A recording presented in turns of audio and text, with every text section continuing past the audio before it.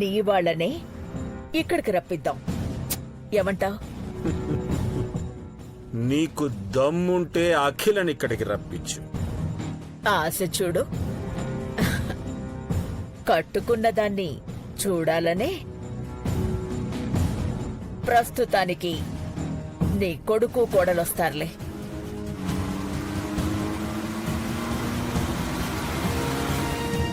అయితే నిన్ను ప్రాణాలతో చూస్తారన్న నమ్మకమైతే లేదు.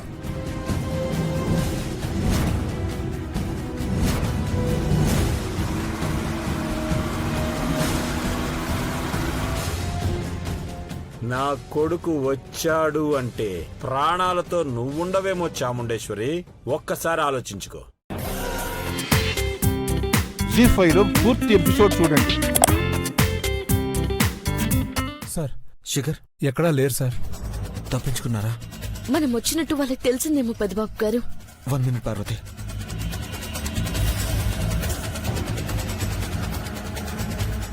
సార్, రోడ్ నెంబర్ 10లో వెళ్ళిన వెహికల్స్ సీసీ కెమెరా ఫుటేజ్ కావాలి. అలాగే చెక్ పోస్ట్ దగ్గర ఆపేయండి. తప్పించుకున్నారు, లేకపోతే ఎక్కడైనా దాక్కున్నారేమో. ఎక్కడున్నా దొరికిపోతారు. మీరు రండి సార్. సరే పద.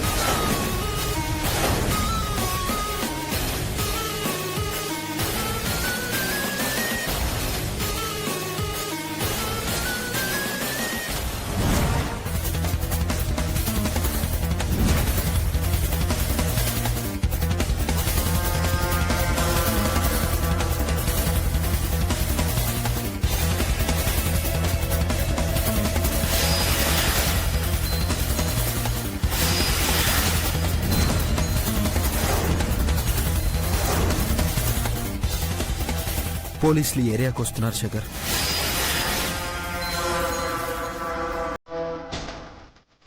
ఫోన్ ఇవ్వు.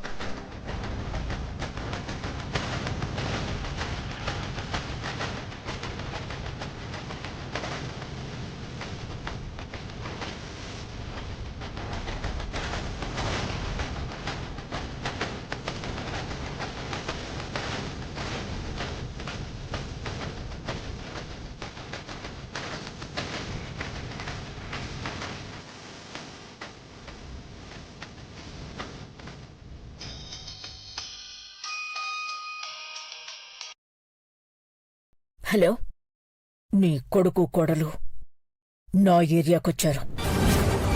నీకు ఫొటోస్ పంపించాను చూడు.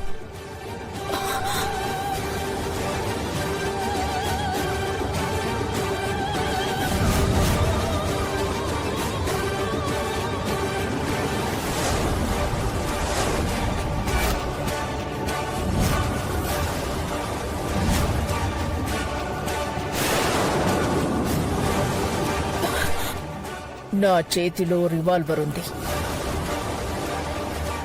అందులో 5 బుల్లెట్లు ప్రాణాలు తీయడానికి రెడీగా ఉన్నాయి. నీ భర్త, దేవ, పార్వతి ముగ్గురు స్పాట్లోనే. చాముండేశ్వరి, నో వద్దు. నేను చెప్పేది విను. చంపాను, కంగారు పడకు. ఇంకా టైం ఉంది. ముందు దేవాకి ఫోన్ చేసి ఇంటికి రమ్మని చెప్పు. హింటిచ్చినా నా గురించి చెప్పినా రివాల్వర్ పేలిపోతుంది.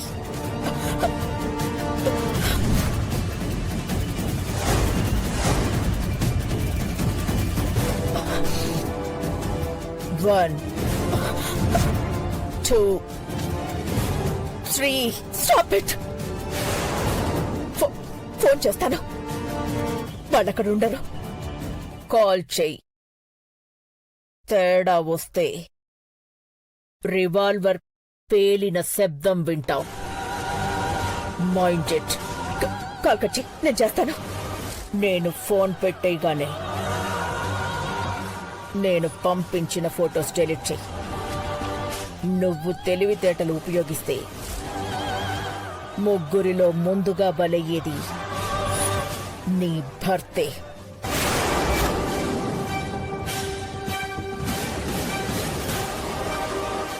చూడక 3 రోజులైంది కదా, 3 ముళ్ళు వేసిన వాడే ముందుగా. Okay, see you. పెద్దబాబు గారు, ఇలా మనం అయ్యగారి జాడ తెలుసుకోవాలా? ఆ చాముండేశ్వరి కథ ముగిసిపోవాలా? అమ్మ కాల్ చేస్తుంది పార్వతి, ఒక్క నిమిషం. పెద్దబాబు, మీరెక్కడున్నారు నాన్న? ఒక ఇంపార్టెంట్ పని మీద వచ్చామమ్మా. పార్వతి కూడా నాతోనే ఉంది. వెంటనే ఇంటికి వచ్చేయండి పెద్దబాబు. ఏమైందమ్మా? ఇప్పుడేం చెప్పలేను నాన్న. నువ్వు వెంటనే ఇంటికి వచ్చేయి. పార్వతి, నువ్వు 10 నిమిషాల్లో ఇక్కడ ఉండాలి. అమ్మా, నాన్న గురించి కనుక్కుందామని. నాన్న గురించి చెప్పడానికి రమ్మంటున్నాను. రండి పెద్దబాబు.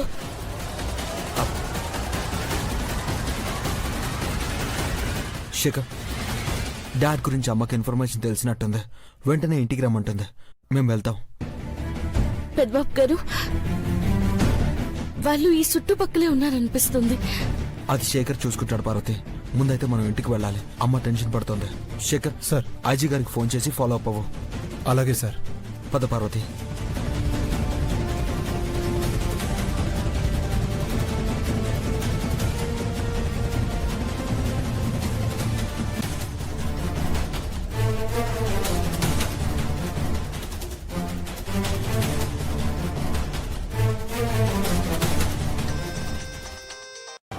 హలో, నా కొడుక్కి ఫోన్ చేశాను. వెళ్ళిపోయారు. తల్లి మాట మీద దేవాకి గౌరవం కాబట్టే ప్రాణాలతో బయటపడగలిగాడు.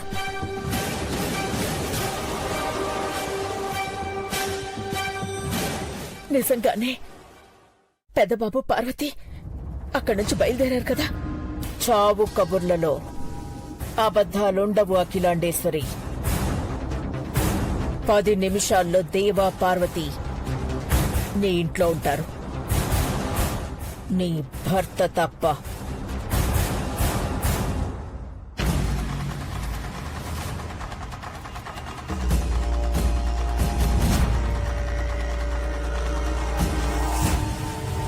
మేడం, శేఖర్ కాడు వెళ్తున్నాడు. ఏసేయమంటారా? వద్దు. ప్రాణం తీసి పారిపోయేలోపే మనల్ని అరెస్ట్ చేస్తారు. పోలీసులు ఈ ఏరియాలో కడుగు పెట్టేసి ఉంటారు. వాళ్ళకి దొరకకుండా తప్పించుకోవాలంటే సైలెంట్ గా ఎస్కేప్ అవ్వాలి. అలాగే మేడం.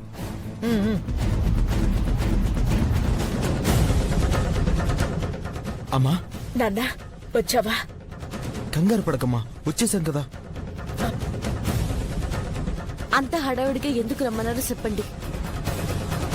అయ్యగారి గురించి చెప్తానన్నారు. ఏంటది?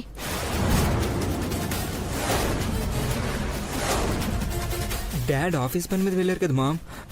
Any problem? ఏం లేచిన బాబు, మీ డాడ్కి ఏం కాదు. ఏం కాదు అంటున్నారు? ఆఫీస్కి వెళ్లారంటున్నారు. అసలేం జరిగిందంటే?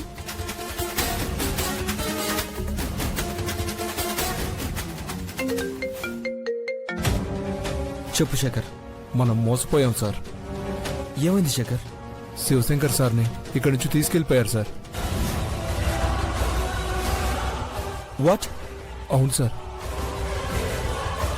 మనం ఇక్కడి నుంచి పక్కకు రాగానే వాళ్ళంతా తప్పించుకుని వెళ్ళారు. షిట్. శేఖరన్న, ఏటైనాది? నీ అనుమానమే నిజమైందమ్మా. అక్కడి నుంచి మనం పక్కకు రాగానే సార్ని వెహికల్లో తీసుకెళ్లినట్టు సీసీ కెమెరాలో రికార్డ్ అయింది.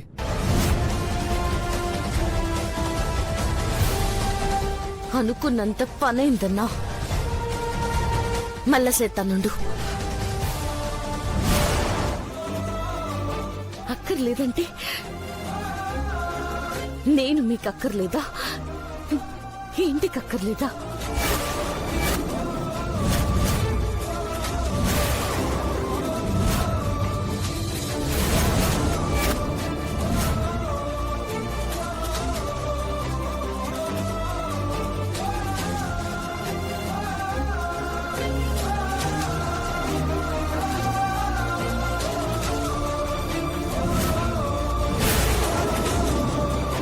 దయచేసి అలా మాట్లాడకు పార్వతి. పెద్ద బాబు, నువ్వైనా అర్థం చేసుకో నాన్నా. ఇప్పుడు ఎన్ని వేషాలు వేసినా, ఎన్ని మాయ మాటలు చెప్పినా నేను మీ మాటల్ని నమ్మను. నన్నొద్దన్నప్పుడు మా అమ్మగారి కాడికి పోతాను. ఏడున్నా వెతుక్కుంటూ పోతా. పార్వతి, నీకు అర్థం కావడం లేదు. ఇక లాభం లేదు. ఇన్నాళ్ళు ప్రాణానికి ప్రాణంగా ప్రేమించిన మీరే నన్ను నమ్మకపోతే ఇంకా నా బతికెందుకు పెద్దబాబు గారు? నాలాంటి దానికి నాకే ఇంట్లో స్థానం లేదంటారా? నేను పల్లెటూరు నుంచి వచ్చిన దాన్ని కాబట్టి వెళ్ళిపోమనగానే మళ్ళీ ఊరు వెళ్ళిపోతాననుకుంటున్నారా? కిట్ట పోతాను. నా కడుపులో బిడ్డ నాను వీళ్ళందరినీ ఒగ్గేసిపోవాలంట.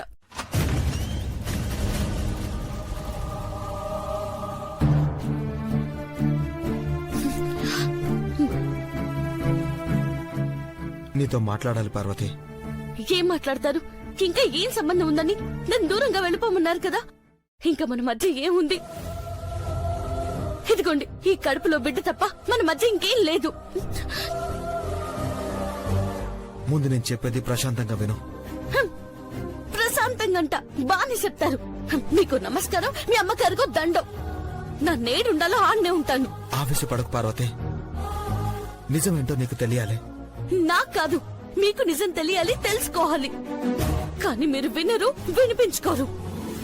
నువ్వు చెప్పినట్టు నేను వినాలంటే ముందు నేను చెప్పినట్టు నువ్వు వినాలి కదా. నేను వినను. మొండితనంతో ఏం చేస్తావో అని. నేనేం చేసుకోను, చచ్చిపోను.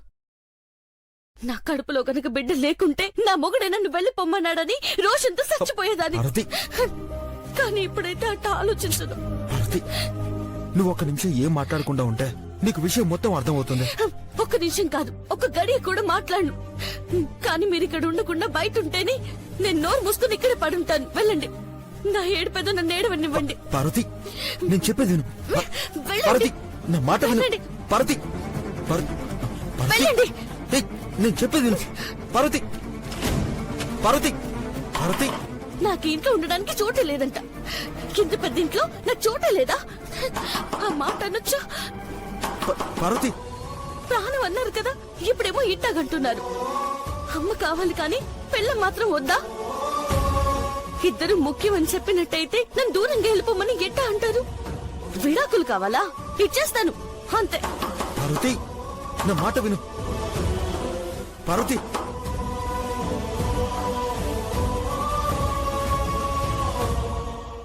నీ కోపం చల్లారకపోయినా నా మాట వింటావనుకుంటున్నాను. నీ కళ్ళల్లో కన్నీటి చుక్కను కూడా చూడకూడదనుకునే నేను నువ్వు కనబడకపోతే ఎలా బతుకుతాను పార్వతి? ఆ ప్రశ్న నన్ను అడగకుండా ఆవేశపడుతున్నావు. అసలు విషయం ఏంటో, నిజమేంటో నీకు తెలీదు పార్వతి. ఇంట్లో ఇప్పుడున్నది అమ్మే. ఇన్నాళ్ళు చాముండేశ్వరి నాటకం ఆడిందని నాకు తెలుసు.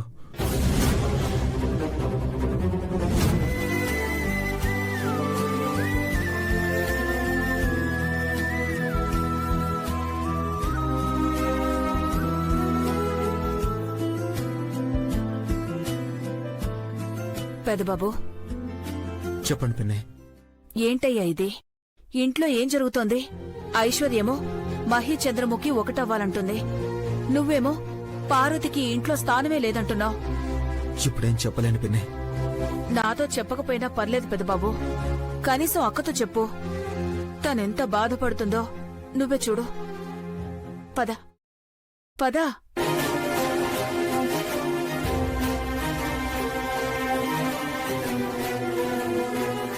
అక్క పెదబాబు వచ్చాడు.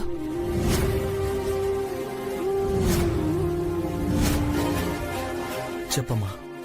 చెప్పడానికి ఏముందా అని ఆలోచిస్తున్నాను పెదబాబు. ఎందుకు ఇలా చేశావు?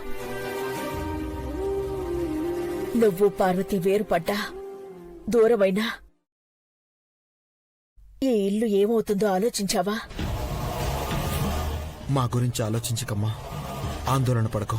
కళ్ల ముందు జరుగుతున్న దాన్ని చూస్తూ ఎలా భరించగలను పెదబాబు? పార్వతిని తప్పుకోమని ఆ మాట ఎలా అనగలిగావా అని నాలో నేను మదన పడిపోతున్నాను. ఏం జరిగినా ఏం చేసినా ఈ ఇంటి క్షేమం కోసమేనమ్మా. నువ్విలా చేస్తావని కల్లో కూడా అనుకోలేదు పెదబాబు. ఈ పరిస్థితి రావడానికి పరోక్షంగా నేనే కారణం. అమ్మా, నువ్వు బాధపడకో. నువ్వు అనుకున్నట్టు నష్టమేం జరగదు. పార్వతితో అలా చెప్పాక తనెంత బాధపడుతుందో అర్థం చేసుకో పెదబాబు. అమ్మా, ఇప్పుడు మనం ఆలోచించాల్సిందే మీ పెళ్లి రోజు ఎంత సంబరంగా జరుపుకుంటామనే దాని గురించే.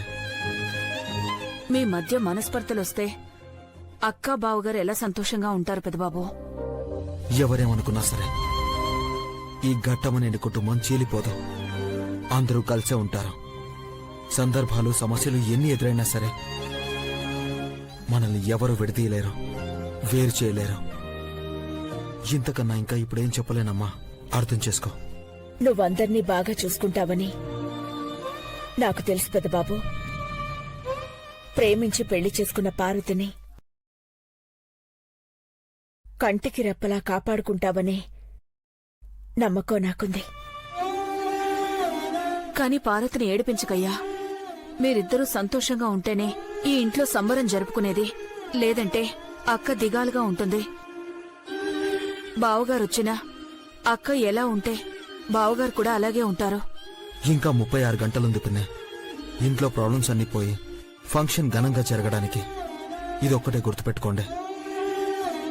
అమ్మా, నువ్వు ధైర్యంగా ఉండు. మహి, చెప్పు చంద్రముఖి, ఏమైనా తీసుకురావాలా? అంకుల్ని తీసుకురావాలని మీరు ఆలోచిస్తున్నప్పుడు అది తీసుకురా ఇది తీసుకురా అని ఇబ్బంది పెట్టకూడదు కదా మహి. నువ్వేమడిగినా అది నా బిడ్డ కోసమే కదా చంద్రముఖి. అది ఐశ్వర్య అర్థం చేసుకోవట్లేదు కదా మహి. ఓకే, ఇప్పుడు ఆ విషయం ముఖ్యం కాదు. అంకుల్ కి ఏ ఆపద రాకుండా కాపాడుకోవడం ముఖ్యం. చాముండేశ్వరి అంటే ఎంత ప్రమాదకరమో నాకు తెలుసు. తనే కనుక ఇంట్లో ఉండుంటే మాం పోలికలతో ఉన్న జాలి కూడా చూపించేవాడిని కాదు. పార్వతి మాత్రమే అపార్థం చేసుకుంటుంది, కానీ ఇంట్లో ఉన్నది మాత్రం ముమ్మాటికి అఖిల అంటే. కానీ నిన్న పూజలో నీ మెళ్ళలో మంగళసూత్రాలు వేయమని మాం ఎందుకు చెప్పిందో అర్థం కావట్లేదు. ఐశ్వర్య కోరికను తీర్చాలనో తన పిచ్చిని ప్రోత్సహించాలనో కాదు మహి. కళ్ల ముందే భర్త ఇంకొకరి సొత్తు అయితే చూసే ధైర్యం భార్యకుండదని ప్రత్యక్షంగా చూసి అర్థం చేసుకుంటుందని అలా చేసుంటారు. కాని అది ఐశ్వర్య అర్థం చేసుకోలేదు. పార్వతి కూడా అఖిలంటైతే ఇలా చేయదని అపార్థం చేసుకుంటుంది. ఇన్ని టెన్షన్స్ మధ్య మాం చాలా నిబ్బరంగా ఉంది. కానీ మనసులో ఎంత బాధపడుతుందో ఏంటో. వర్రీ అవ్వకు మహి. అంకుల్నైతే వాళ్ళేమీ చేయలేరు. చాముండేశ్వరి ఆంటీతో నీలాంబరి చేతులు కలిపి ఈ కుట్రకి ప్లాన్ చేసుంటుంది. వాళ్ళ టార్గెట్ పార్వతి. పార్వతిని శాశ్వతంగా ఈ ఇంటి నుంచి దూరం చేయడమే. అది జరగకుండా ఆపాలి. ఎంత బాగా ఆలోచించావు చంద్రముఖి.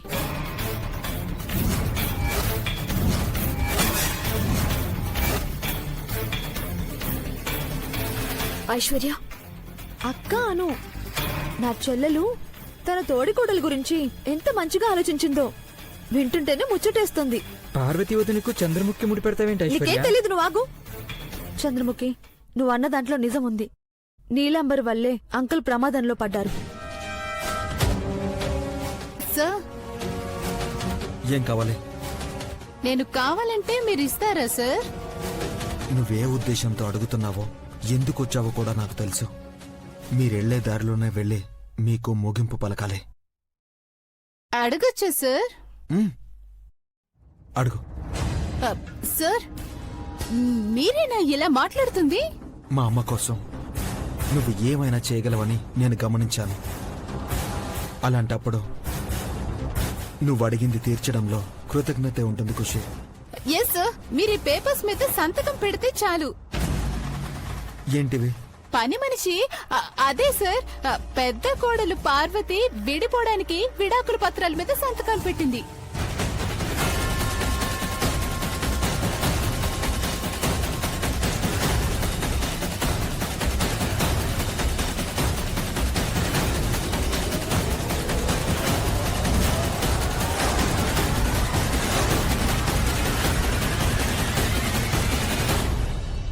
అర్థమైంది ఖుషి. అమ్మకు అడ్డు మాట్లాడకుండా ఉండాలి అంటే పార్వతి ఇక్కడ ఉండకూడదు. మీ ఐదో తనం కోసమే వాళ్ళకి వాళ్ళు త్యాగాలు చేసేసుకుంటున్నారు. అంటే అంటే ఏంటే బావగారు ఇంటికి రారనా? రావాలనే. ఏం జరిగిందక్కా? అసలు ఇదేంటి అలా మాట్లాడుతుంది? ఏదేదో వాగుతుంది.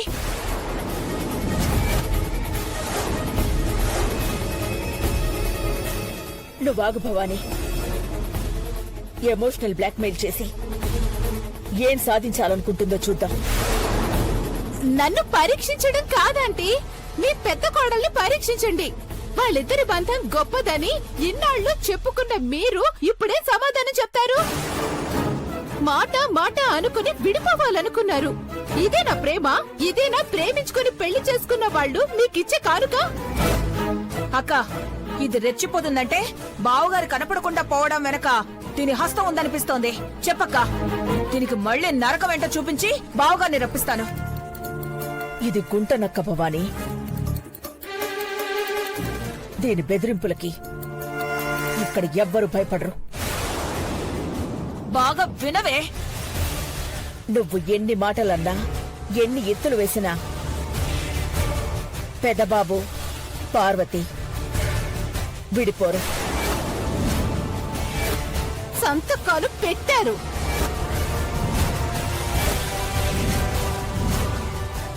చిత్తు కాగితాల మీద రాసిన పిచ్చి గీతలని చించేస్తారు.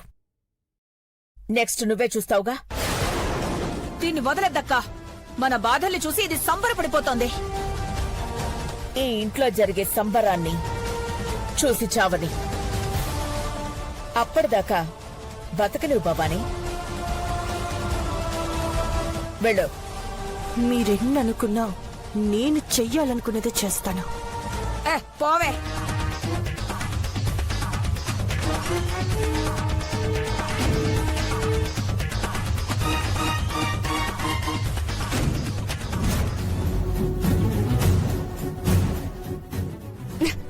చెయ్యదులండి.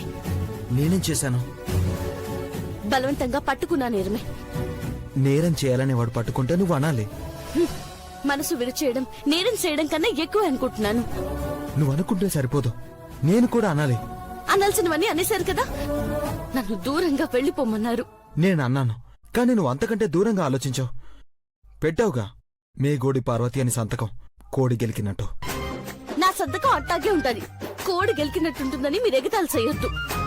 అవునులే, తాళి కట్టినోడు ముందు లోకువైపోయినాను కదా, అందుకే కాగితాలు అట్టుకొచ్చి సూయిస్తున్నారు. నా మొగుడు నా దేవుడు అనుకున్నాను చూడు, అది నా బుద్ధి తక్కువ. బుద్ధి తక్కువయ్యి సంతకం పెట్టావా? నాకు బుద్ధి లేకే నమ్మేశాను. నమ్మితేనే కదా ముంచేస్తారు. ప్రాణంగా ప్రేమించనని చెప్పినోళ్లే కిటే ప్రాణం పోయేలా చేస్తారనుకోలేదు. మనుషులు మారతారు కానీ ప్రేమ ఎప్పటికీ మారదు పార్వతి. మళ్ళా ప్రేమ గీమ అనకండి. జన్మ జన్మలు మీకు భారీగా ఉంటానని ఆశపడ్డాను, కానీ ఈ జన్మలోనే అది భంగం అయిపోనాది. పల్లెటూరు నుంచి వచ్చిన దానికి పట్టాభిషేకం చేస్తారని మురిసిపోలేదు. దేవుడు లాంటి మనిషి నీడిలో బతుకుతానని సంబరపడిపోనాను, కానీ ఎవరి దృష్టి తగిలినాదో ఏటో. ఇంకెవరి దృష్టి ఆ దేవుడికి కన్ను కుట్టుంటాది. నా నేడిస్తే బాగుంటాననుకొని నా జీవితంతో ఇట్ట ఆడుకుంటున్నాడు. నేను చెప్పింది వినకుండా మొండికేసింది నువ్వే పార్వతి. ఇప్పుడు నన్నే తప్పు పడితే ఎలా చెప్పు? తప్పులు సరిదిద్దుకుంటూ ఉండలేమని అర్థమైనది. పార్వతి, మా అమ్మ అఖిలాండేశ్వరి దేవతని నువ్వే అన్నావు. కానీ చాముండేశ్వరి రాక్షసి అని మీకు తెలియదు. తెలుసు పార్వతి.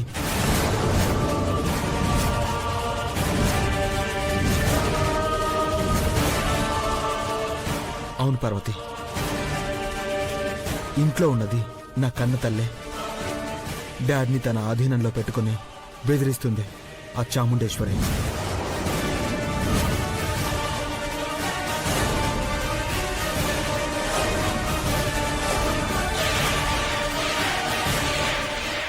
ఏంటి మీరనేది?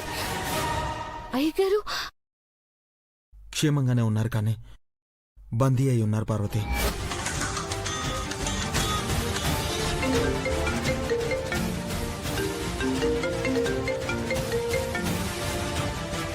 హలో, ఏం నిర్ణయం తీసుకున్నావు అఖిలాండేశ్వరి?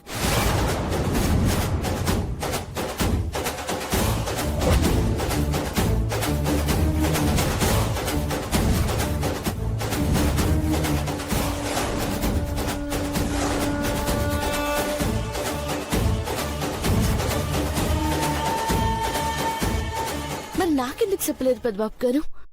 డాడ్ని ఇక్కడికి తీసుకొచ్చాక చెప్పాలనుకున్నాను పార్వతి.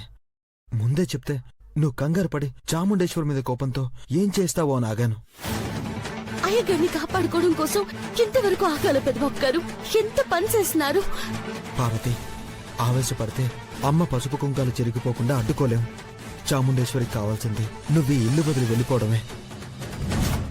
సాయం చేయాలనుకుంటే నన్ను చంపేయాలని చూస్తుంది మహి. నో అలా జరిగినప్పుడు నువ్వేం టెన్షన్ పడకు.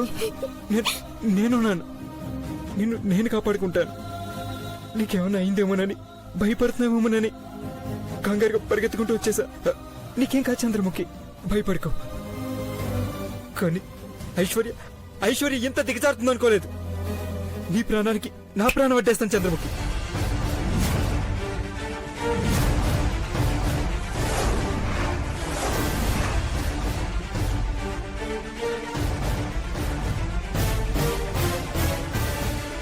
మహి ఐశ్వర్యుల జీవితంలోకి వచ్చి చాలా తప్పు చేశాను. పశ్చాత్తాపంగా నా ప్రాణాలు తీసుకుంటున్నాను. నా చావుకి ఎవరు బాధ్యులు కారు. ఇట్లు చంద్రముఖి.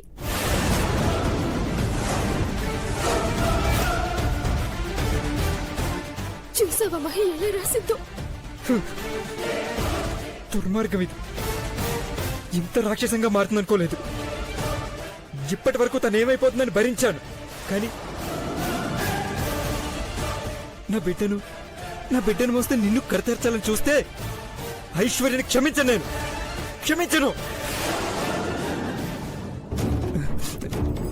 నువ్వు ధైర్యం కూడా చంద్రముఖి. నీకేం కాదు. నేనున్నాను కదా. నీకేం కాదు. తను ఏం చేస్తుందోనని భయంగా ఉంది మహి. ఏం చేస్తుంది? అసలు ఏం చేస్తుందో నేను చూస్తాను. ఈ రాత్రికి నేను ఇక్కడే ఉంటాను. నీకు కాపలాగా నేనుంటాను. నీకేం కాదు.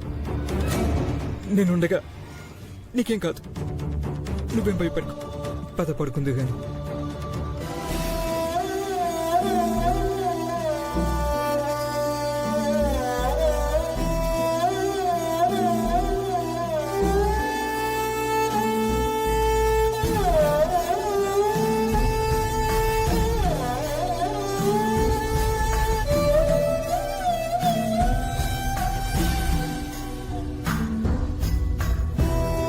భయపడకు చంద్రముఖి, తనేం చేయదు. నువ్వు ప్రశాంతంగా పడుకో.